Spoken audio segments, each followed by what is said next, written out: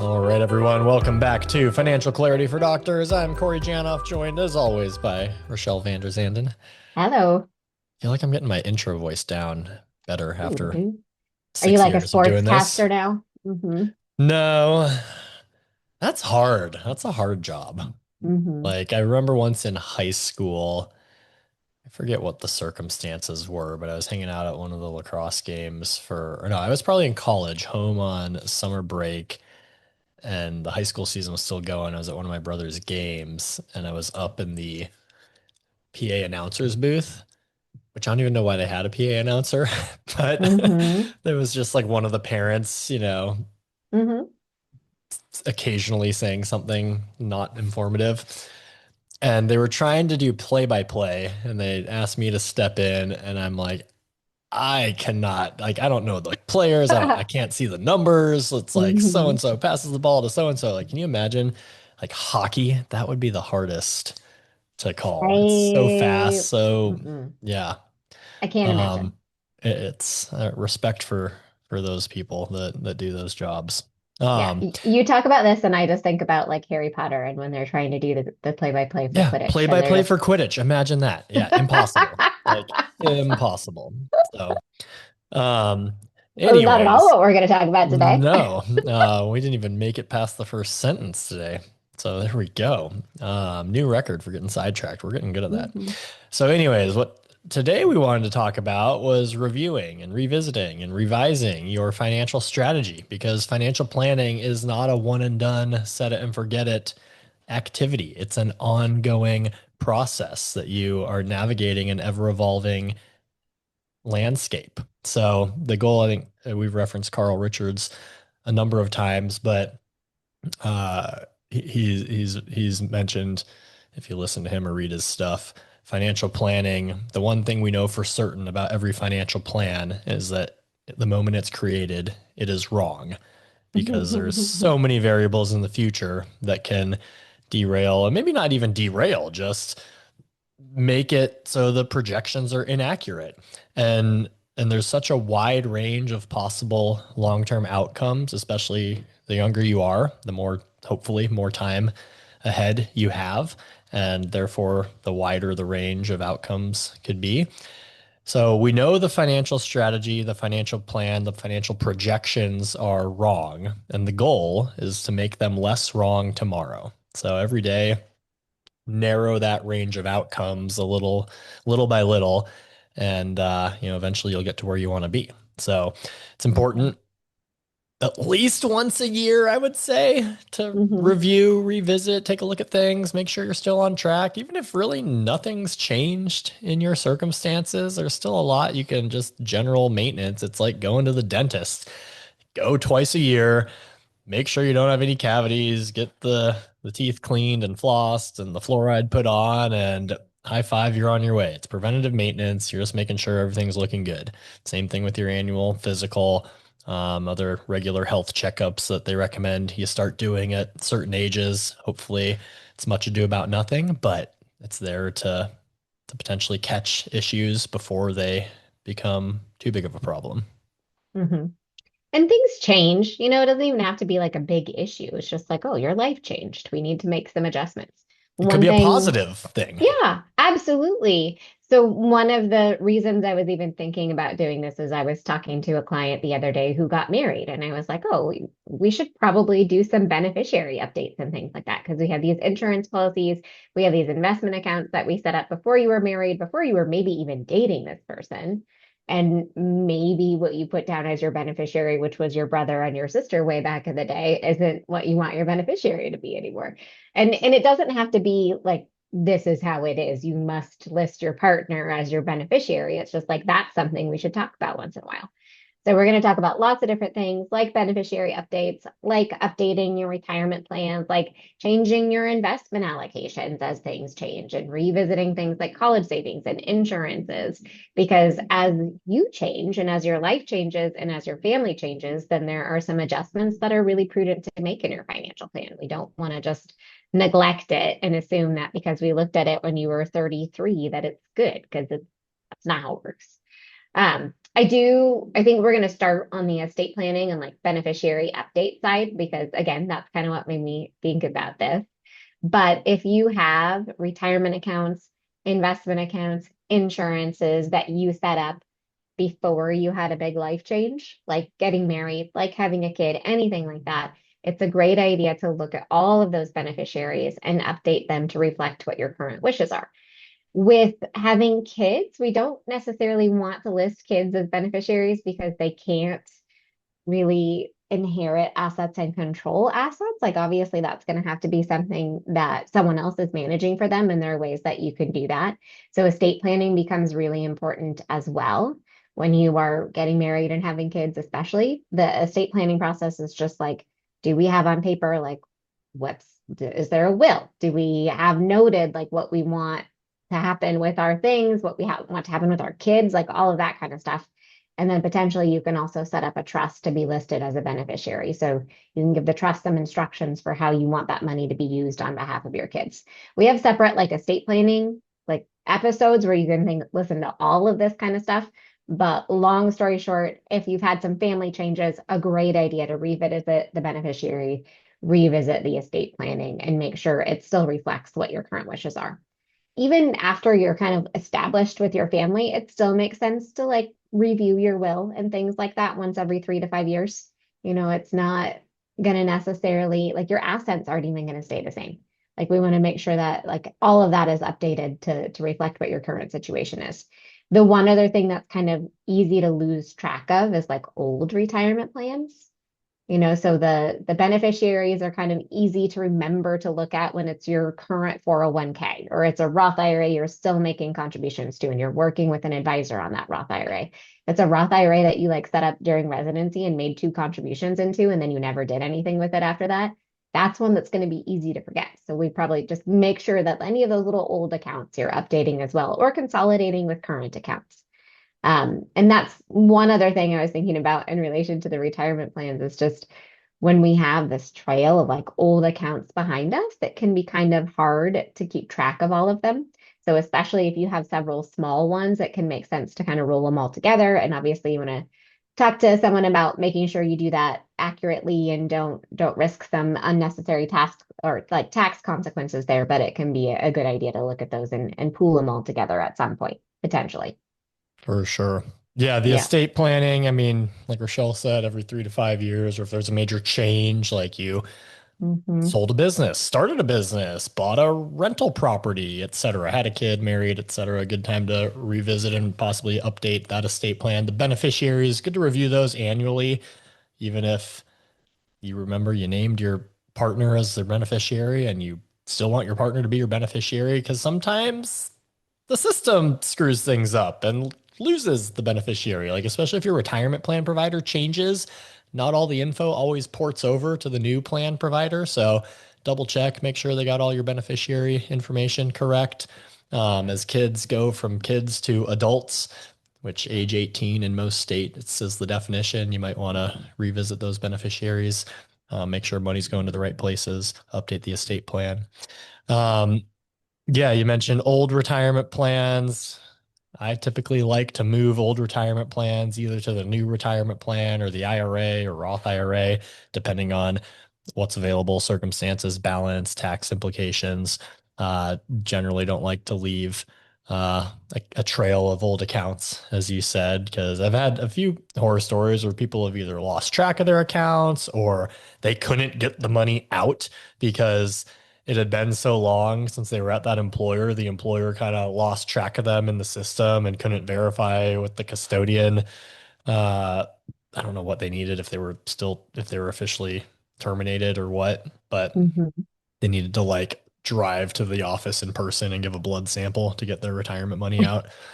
Maybe a Um, slight exaggeration, but yeah, but luckily with things being all online now, it's a little bit easier to keep track of, but still, like I had just the other day had a meeting with a client where they thought the retirement plan was at one company because that's where it was, but sometime between when they left and today, the provider changed and they yep. had a little panic attack because they couldn't find their retirement account. They're like, I had like 100,000 and now it says I have zero. What's going on? Hmm. It's like, oh. Thankfully, Google told us this It's fun company when that now happens provides with it. student loans. I like that. But then it's like, oh, they're around Yes. somewhere. No, But the I have student had that loans happen. were, Yeah, you log into your student loan servicer and it's like your student loan balance is zero. And you're like, oh, it's just somewhere else. It's not gone yet. I have had that happen a couple times where they were actually forgiven. Yeah, I mean Especially a that. few years ago Hmm. when they were doing the like retroactive crediting for people and automatic Yeah. forgiveness. I've had a few clients, like one lady was like brought to tears in our meeting. It was awesome. Like good, happy tears of Yeah. like it was 400,000 and now it's zero. She's like, oh my God, like I'm free. It was amazing. Uh-huh. That's awesome. Um, yeah. Speaking of retirement projections, good things. That's the fun part of reviews. Check up I on think your so. retirement projections. I guess sometimes it can be depressing, but Hmm. it's I think what most people want to look at least with us when we're doing review meetings, they want to see, are we on track? Can we retire when we want to? Yep. Yeah. Are you behind schedule? I think it's also like maybe your goals have changed. Like that's a big thing to look at because sometimes people are like, I want to work until I'm 65. And then, they get tired. It's like, oh, just kidding now. I'd like to work at age 60, or I'd really like to go part-time. And how does that affect my ability to save and my ability to retire at age 65 or whatever it is? And if that's the case, especially if your goals are changing, it's also important to pay attention to like the investment allocation. Like if we think we have 20 years, but really it's more like 10 because we're in a good spot with our savings, or we just, really aren't going to be able to work as long or whatever it is, like it may make sense to make it so that your investment allocation is a little bit more conservative. When you get a little bit closer to retirement, that's when we also start looking at Social Security estimates. Like we don't necessarily want to count on those super early because they'll probably be a pretty small portion of your overall retirement income anyway and may not start until you're 70 at the latest. But as you start getting closer, it's like, what do these estimates look like? Do we think this benefit will continue to go up because our wages are going to continue to increase, or like that Social Security cap is going to continue to increase? Like, what does this look like? What might we collect? How does that affect our retirement projection? So there's all sorts of things that we can start to incorporate, especially as you start to get older and get closer to those retirement goals. That makes it really important to revisit just to see again, like how much more accurate can we make this than it was yesterday and the year before and the year before? Because as you get closer, there's just less that's a mystery. Like we're still not sure how your investment returns and things like that are going to be, but we do know more about like how much you've been able to save and all of that kind of stuff. So definitely And important just to look. and that Social Security might be a bigger portion of your retirement uh I guess cover a bigger portion of your retirement spending needs than you might think. Like if you're in today dollars, dual working household, both of you have been maxing out Social Security, you might be collecting 8 or 9 thousand a month from Social Security. Hmm. Um, which if you're not big spenders and you don't have a mortgage and the kids are out of the house, it's like, all right, property taxes, utilities, food. I mean, how much you're going to eat. Like that's going to cover basically all of your fixed expenses, if not more than that. So it might, when you start looking at it, it might mean you could potentially retire sooner than you originally thought. We pull from our other accounts more heavily in our 60s and then turn on Social Security at 70, and then we don't have to pull much at all after Hmm. that. The other part, you mentioned the timeline. If your retirement timeline has maybe changed, yeah, I thought I wanted to work till 65, but now I'm getting tired. I don't know if I want to go past 60. I'm 55 now. It's like, well, let's play with some numbers. Would you be okay going part-time now and doing that Hmm. till you're 64? Cut your income in half. Don't take night call anymore. Like, is that doable? Because if so, what, like, you can do it now. I mean, Hmm. it's fun to look at those when it pans out or pencils out that way. So there's ways where you can kind of ease your way into retirement rather than just going full steam ahead and then hitting a wall and stopping. Yep. So, Yeah. but I think also like the investment allocation specifically is probably a really big part of this, especially if you're changing your retirement goals. And then it may be different in different accounts. I think especially if you're going to retire really early, if we're looking at an age 55 retirement, like a lot of our retirement assets are still locked up. So we're going to be really relying on that brokerage account. Do we need that to be a little bit more conservative because we know we're going to have to start pulling money from it sooner? So pay attention to things like that, especially as you get closer to retirement. And then also, like, especially if you don't have someone like kind of actively managing your investments, it may be that you set a specific allocation and you were like, this is how I want to invest my money. I want it to be whatever it is, like 60% domestic stock, 40% international stock, or like whatever you've decided your allocation is. If you've been invested for a really long time, you start to see drift. Like that initial percentage is not going to stay static because how your investments perform will vary. Like your domestic funds may do better than your international funds or vice versa. So you could see some really, really big drift from those initial like investment allocations that you used in your accounts. So it can be important to look at that and potentially rebalance, but that can be different depending on what kind of account you're looking at. So if it's a retirement account, you can rebalance without there being any tax consequences, as long as you're not removing money from the account. But with brokerage accounts, if you start moving around money and selling one mutual fund to buy another, like chances are you're going to look at locking in some capital gains. So that may not make a lot of sense. It may just make more sense to put your new investments into whatever you feel like you're kind of underweight to. So it's a little bit complicated, but there's lots of things to consider, especially as you start to build those assets and your investment account balances just get larger. Like it becomes a little bit more of a struggle to manage. And if you have been more of a do-it-yourselfer up to this Hmm. point, and especially if you're married, because typically in households there's one spouse that tends to handle the finances and the other isn't as interested.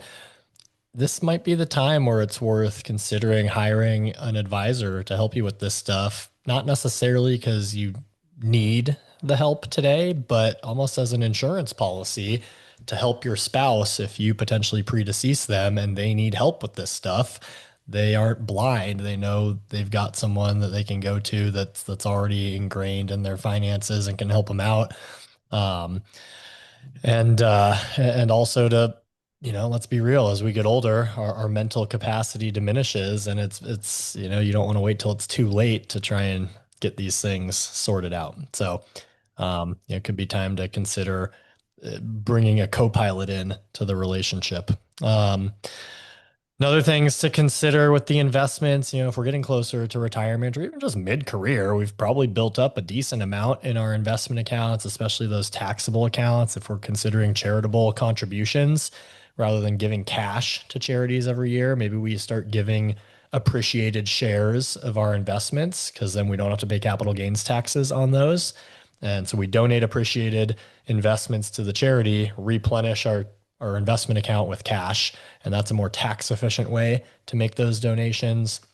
Thinking ahead to income considerations for retirement as we're getting closer, that's when we might look at taking a slice of the portfolio, especially if it's a taxable account, and throwing it in a municipal bond ladder or portfolio of individual municipal bonds where you're getting tax-free income from those bonds. And muni bonds historically pretty reliable. They're backed by the taxing authority of the state and local municipalities. Yes, there have been scenarios where certain municipalities haven't been able to repay their debts.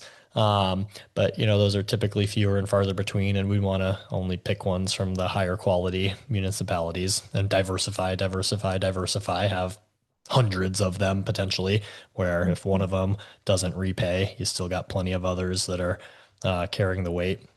And annuities, sometimes a dirty word in the world of finance, but there's a reason they exist. It's the oldest form of one of the oldest financial tools out there. Let's give a company money. They promise to give us money in return every year for the rest of our life. So, and right now, the payout rates on annuities are pretty decent compared to the last 15 years or so. Like we just did one for a gal that wanted guaranteed income to just, she likes the idea of having a monthly check to cover her fixed bills and expenses. And we did one that was paying like an 8% annualized yield essentially for the rest of her life. Like that's fantastic. It doesn't increase with inflation, but still, it's like getting if you put $100,000 into a bond, it's going to spit out 8,000 a year for the next potentially 30 years. I mean, that's a pretty attractive proposition in my opinion. So it's not for everyone. The types of annuities vary. If they're appropriate for your circumstance really depends on the circumstance. But if guaranteed income is something that you want, then that's an easy way to accomplish that. So Yeah. I think you can also look at it the opposite way too. So I have a client, for example, who has like an annuity because I mean, I think honestly they were kind of talked into buying it and they didn't necessarily need it. And they're at the point where I'm like, you're literally living on your social security income and you need zero other income. Like annuitizing this and taking income from it just doesn't make sense. Like, and it, yeah, so we have to be a little bit careful about doing things like that, but review everything. And then one other thing that I was kind of thinking about, especially as you do get older, but even when you're younger, is looking at your accounts and potentially looking at adding a trusted contact to your accounts. So if you don't already have that, that's a person that like if especially if you have an advisor associated with the account, like your advisor can reach out to someone else if they expect that maybe like you're having some issues with elder abuse, like someone is controlling your money or trying to control your money in a way that's not appropriate. Like we have someone we can reach out to and be like, hey, like we have some concerns about this. Do you know anything? Et cetera, et cetera. It can or if we can't also, just get a hold of you, it's like, yeah, hey, or do you yes, know their whereabouts? exactly. Did they disappear? Like, Yeah, if what? someone drops off the face of the earth, it's our way of being like, hey, like we can't get a hold of this person with the contact information that we have for them. We have you listed as a trusted contact. Where the heck are they at?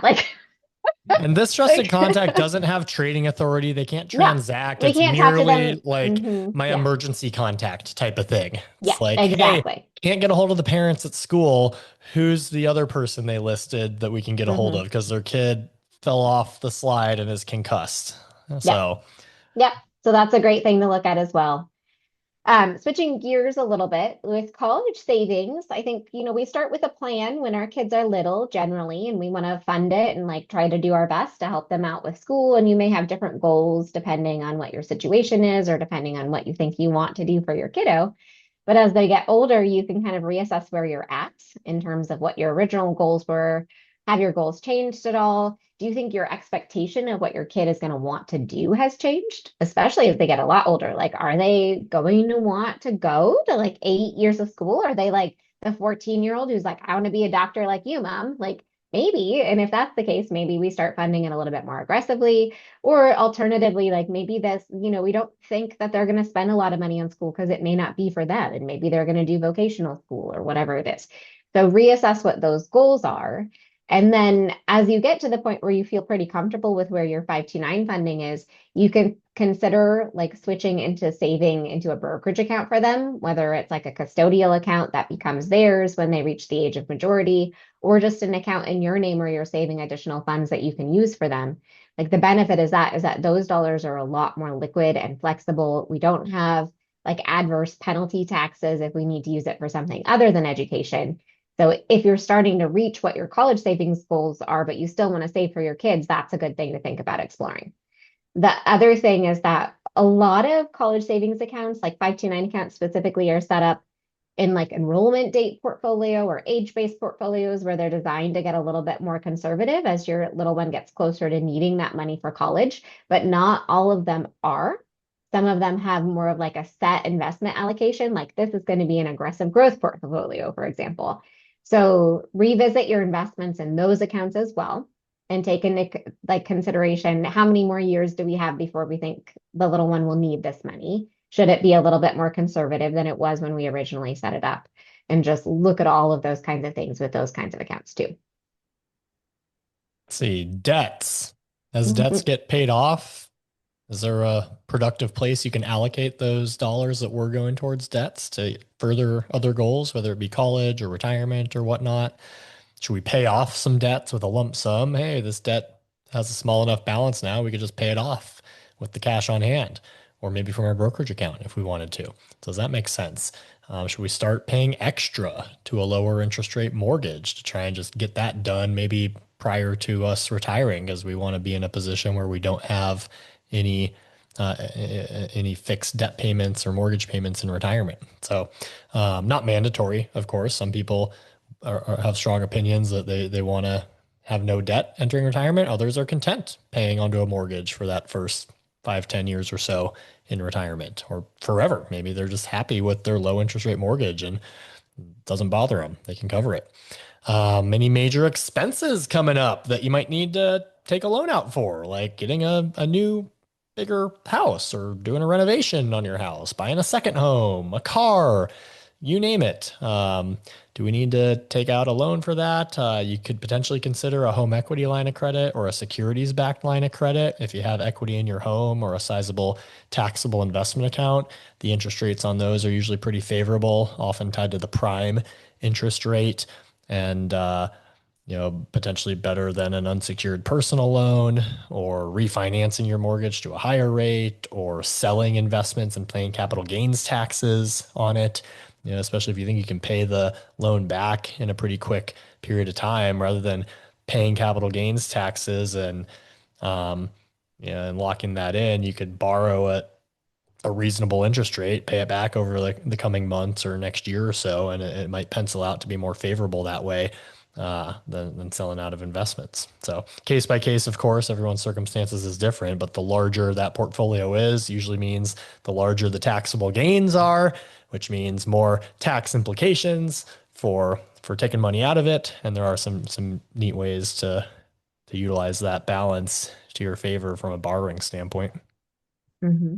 Yeah, use the resources that are available to you. I think that can be really valuable. For some smaller projects, sometimes you can just do like a 0% financing. Like go for it. I'm 100% in favor of that. Just spread out those costs a little bit. It might affect your credit a little bit, but it's a good way to pay for those in the short term, especially if you're not too worried about your credit. When we're thinking about insurances, I think life insurance and disability insurance and long-term care insurance become important to revisit over time. Like when you're getting set up with life and disability insurance early in your career, you could have plenty to kind of cover your current income and your current needs, but that can change over time, just like everything else. So as your income increases, your lifestyle potentially increases, and maybe we don't have enough disability insurance anymore. Maybe we need a little bit more to kind of cover what our current expenses are. And then with life insurance, it's the same thing. Like maybe you secure a term policy when you have one kid and a $500,000 mortgage. And then, 3, 5, 6, 7, 8 years later, you have three kids and $1 million mortgage. Maybe our life insurance need is a little different now. We might need more coverage at that point in time. Or maybe, originally you had two partners that were working in the household, but as you brought on more kids into the household, maybe only one of you is working now. And that could be a good argument for the primary breadwinner to kind of have some additional coverage as well. You can look at it from the opposite side too. As you get further along in your career and you build up your retirement nest egg and your kids get older, if you have kids, then maybe you need less life insurance over time. You kind of hit like this peak need and then it starts to go down from there. And with disability insurance, it's the same thing. As you start to build up your retirement nest egg, maybe you don't need quite as much disability insurance coverage, especially if you're like ahead of schedule on saving for retirement. Then it may be that you have more insurance that you need. And you can always reduce coverage or cancel it outright if you just don't need it anymore. Like that is very, very possible. That's the Um, goal. Get to a point where you can yeah, cancel your insurance because yep. we don't need to insure against it, then we won that game. If you don't need your income anymore, you probably don't need disability insurance or life insurance. Yeah. Hmm. I think long-term care insurance is another important one that we don't usually look at when people are very young because a lot of long-term care insurance companies won't even offer coverage to people who are really young.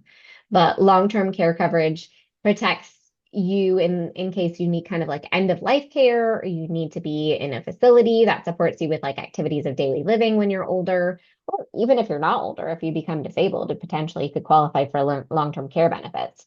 So as you get a little bit older in your 40s and maybe 50s, I think it's important to look at any state benefits that may be available to you, just so you understand those. Like, are you going to be in the current state when you retire? Do they have a program? Because more and more states are starting to launch programs like that. Often they're probably not going to cover all of your expenses, so that could potentially be challenging, but it's good to just review what those options are. And then you can look at getting insurance for those kinds of things. It could be like a standalone policy that just covers long-term care. There are like combined life insurance and long-term care policies where you have like a permanent life insurance policy with long-term care coverage as well. Lots of different products, and it's kind of like a complicated one to look at. But especially if you're in good health and you're in your like 40s and 50s, that can be a good time to look into it and maybe lock something in where you're healthy enough that an insurance carrier is willing to offer you coverage. But again, a little complicated, something we don't often talk about at the beginning of the planning process, but definitely something to think about as you get a little bit older. Yeah, and it's only getting more expensive for those assisted living needs. Like I was talking to an old neighbor yesterday, and the family, the couple that lived across the street, the wife had a stroke and was in a nursing home, I believe, or some type of assisted living facility while she was recovering. And the guy was like, "Man, I thought we had some money, but this is costing us $700 a day.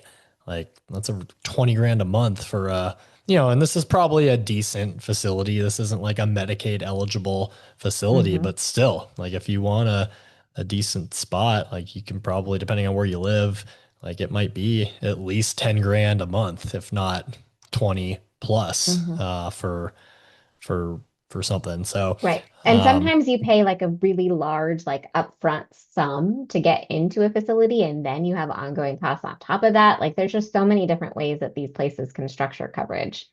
And Yeah, usually by the time you get to one of those facilities, the clock is ticking. You're probably not going to be in there for a decade. Um, you might be, but possible. Yeah. it's usually like months to a couple years rather than, Yeah. decades. So you might be like, all right, if I have to fork over 500 grand for the last 2 years of my life to live in this all-inclusive resort, um, well, let's plan for that and we'll be okay. But 500 grand in today dollars might be 2 million in tomorrow Hmm. dollars. Um, but I if we think do a it's good job probably saving, more important if you have a partner. You want to protect the surviving spouse and make sure that they have the ability to kind of live a nice lifestyle, even if yeah, you're in a facility. or Like that's probably. children, so the burden's not on them. Mm-hmm. So, Yeah. um, so yeah, everyone's circumstances are different. Hmm. Let's see, other insurances. If we aren't boring you enough already, home, auto, umbrella, good to review those every year. Policies Hmm. can change. They're typically renewed on an annualized basis so that they can tweak the policy from one year to the next. Rates can change, provisions can change. But the big things to look at, all right, is your home insurance dwelling coverage enough to rebuild your whole home if your home burns down in a fire or whatever the scenario is, tornado tears it apart, rather than two-thirds of your home. Let's get the whole home remade. Uh, Maximize the personal liability on all of those. Pretty inexpensive to do so. You guys potentially have targets on your back as doctors if anything happens to you. This is separate from malpractice, but like you get in a car accident, you're at fault. Person Googles who you are, they see you're a doctor, their eyes get wide. They think you got money. They want to go after it, potentially get a little payday. So maximize that personal liability. Most companies will go up to $1 million. Some will go higher on your home and auto policies. And then in conjunction with that, maximize your uninsured and underinsured motorist liability coverage. So if the roles are reversed, you're hit by someone who doesn't have car insurance or doesn't have enough. You've got medical expenses, can't work for a while, loss of income. Usually you can get up to $1 million on your own policy to cover that incident. Because odds are, if they don't have insurance, they don't have any assets you could go after Hmm. either. Yep. Um, and then umbrella liability, this is just a backup form of liability protection. So if the million on your own policy isn't enough, usually you can get up to 5 million, no questions asked on an umbrella policy. You potentially could get more, but they might want to inquire a bit as to why or ask some questions. Um, and that one's a really good, inexpensive form of asset protection and lawyer deterrent. Like if the plaintiff can get enough money from the insurance company to feel remedied, it's less incentive to go after you personally beyond that. So it's pretty inexpensive. You could get multiple millions of dollars of umbrella coverage for under $1,000 a year. Like it's pretty inexpensive for the amount of coverage you can get. So probably well worth it for the cost. Hopefully you never need it, but if you're ever in that predicament, it'll be nice to have. Yep. So obviously a lot of things to review and revise in your financial plan. I don't think you need to look at every single one of these things every time you do a review of your finances. It's more like some of them are more relevant at different points in time. Like when you're young and you're adding kids to your household and your income is changing dramatically, like we're going to review insurances, we're going to review beneficiaries, we're going to review estate planning. But it's important to think about all of these things, and maybe we're updating beneficiaries every 2 or 3 years, just depending on the situations. Or maybe it's the same for 10 years, but just make sure that you're not forgetting that that's a thing, and then as you get to points where you're having big transitions, that may be the point where a lot of these things are actually changing, where your insurance coverages are changing, where your retirement planning is changing as we're getting to these points where we're making some big decisions about what we want life to look like in the future. And shameless plug for working with an advisor. Like these are the things we think about on a daily basis because we're looking at them every day with all of our clients. Like before we do these podcasts, Rachelle and I put together an outline. This outline took us about 10 minutes to make. It was like just here's all the things that we do every day in our review meetings for our clients, whether it's, Mhm. prepping ahead of time for the meeting or within the meeting, pretty easy to see. All right, when have we last looked at this? When have we last looked at that? Time to change this, time to change that, update, ask, etc.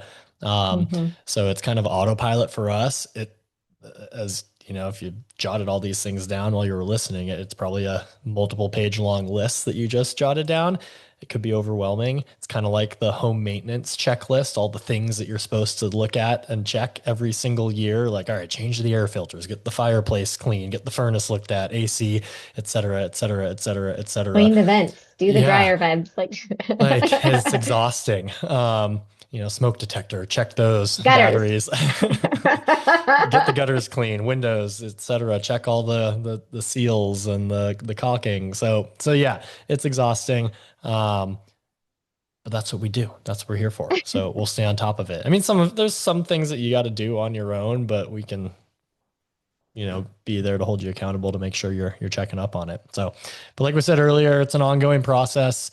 You're gonna have to adjust things along the way. Hopefully, positive changes only. Obviously, there will be times where there's adverse changes, but um, Mhm. the things are going to change, things are going to evolve, your circumstances, your goals, your objectives. So that's why it's important to review this stuff on an ongoing basis and update accordingly as needed. Yep, and it's just not static. But yeah, again, like Corey said, I think hopefully most of those changes are good. And it's Yeah, nice to hopefully you're review. not needing to change all of these things every single year. It's Oh like no, maybe a definitely not. few, but Yeah, that's it. yeah. And a lot of times when we're getting ready for review meetings, it's like these are the things we kind of look at, but which of the things is relevant to this particular client? And that's nice because we can kind of narrow down that list a little bit and be like, okay, they just got married. We need to look at beneficiaries. But yeah. Bingo. Or they're still married. We don't need to look at beneficiaries because it's still Yeah. their spouse. So, Yep, yep, yep. or Okay. they're no longer married. So maybe we need to revisit beneficiaries. Yeah. Yeah. Thank you for listening, everyone. If you have any ideas, sometimes we're like, what should we talk about? And we love ideas. So if you have those, feel free to reach out to us anytime. But we appreciate the listens. There we go. Thanks for listening. We'll see you next time.